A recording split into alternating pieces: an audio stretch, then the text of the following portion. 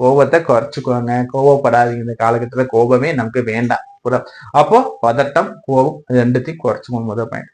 ரெண்டாவது நான் சொல்லக்கூடியது வந்து பார்க்கும்போது உங்களுக்கு வந்து பாத்தீங்கன்னா குரு பகவான் வக்ரமாகும் காலகட்டத்துல இது வந்து வக்ரமா 7ஆம் இடத்துக்கு போகுது. அப்போ கணவன் மனைவிக்குள்ள சிறு சிறு சண்டை சச்சரவுகள் ஏற்பட வாய்ப்புகள் உண்டு.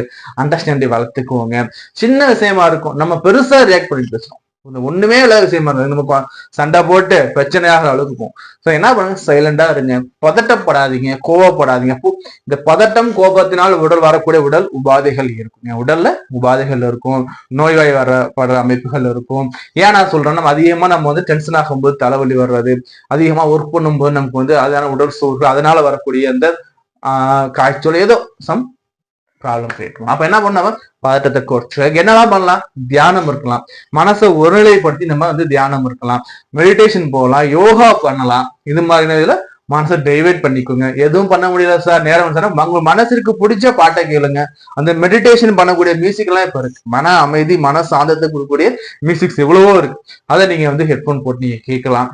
இது மாதிரியான அந்த ஒரு பாசிட்டிவ் எண்ணங்களை கிரியேட் பண்ணிக்கோங்க. ஆலய வழிபாடு எது சார் பண்ணலாம், ஆலய வழிபாடு எடுத்து பண்ணும்போது சிவாலயம் வழிபாடு வச்சுக்கோங்க. மதுரை மீனாட்சியை போயிட்டு ஒரு முறை வழிபாடு பண்ணுங்க. திருவண்ணாமலை போயிட்டு ஒரு முறை வழிபாடு பண்ணிட்டு வாங்க. அதே மாதிரி வந்து பாத்தீங்கன்னா வந்து நம்ம சொல்லுவோம் பாத்தீங்களா, இந்த திருநள்ளாறு திருநாகேஸ்வரம் இங்கெல்லாம் ஒரு முறை போயிட்டு இந்த நவகிரகத்து டூரிஸ்ட் எல்லாம் போவாங்க. இந்த காலகட்டத்தில் நவகிரக செல்லக்கூடிய டூரிஸ்ட் எல்லாம் போயிட்டு நீங்க வரலாம்.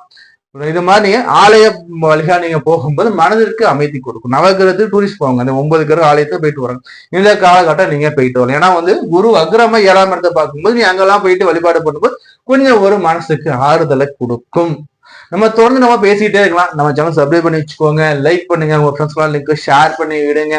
தனிப்பட்ட ஜாதகத்தை நம்ம மட்டும் பார்க்கணும் விருப்பப்பட்டா சில நம்பர் இருக்கு, எடுத்துக்கோ. நம்ம மகர ராசிக்காரங்களுக்கு இந்த குருவுடைய அதிசார பயிற்சி எப்படி சார் இருக்கு? அதாவது வந்து மகரத்துக்குன்னு எடுத்து பார்க்கும்போது குரு வந்து 12ஆம் இடத்து அதிபதி, அதே மாதிரி வந்து பார்த்தா 3ஆம் இடத்து விரையாதிபதி, அதே மாதிரி வந்து பார்த்தா சகாயத்துக்கு அதிபதி சொல்லுவோம். உங்களுடைய கான்டாக்ட்ஸ் அவங்களுக்கு அதிபதி. இந்த குரு வந்து என்ன சார் பண்ண போறாரு, இந்த அளவு பெருசா நமக்கு வந்து நகரத்துக்கு குரு பண்ணக்கூடியது கிடையாது.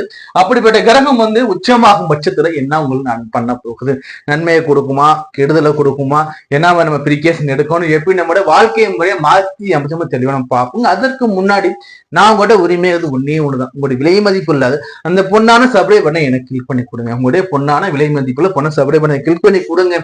கூடவே வந்து பாத்தீங்கன்னா ஆல் நோட்டீஸோட பெல் பட்டனை கிளிக் பண்ணி வச்சுக்கோங்க. அப்ப நம்ம தரக்கூடிய வீடியோக்கள் லைவ்ல வந்தாலும் உங்களுக்கு உடனே நோட்டிபிகேஷன் வந்துகிட்டே இருக்கும். அதே மாதிரி வந்து பாத்தீங்கன்னா உங்களுக்கு நம்மகிட்ட ஜாதகம் பார்க்கணும்னு விருப்பப்பட்டீங்கன்னா ஸ்கிரீன் நம்பர் கொடுத்துருக்கேன், நம்பருக்கு கான்டாக்ட் பண்ணி நீங்க அப்பாயின்மெண்ட்ஸை நம்மகிட்ட பார்த்துக்கோங்க.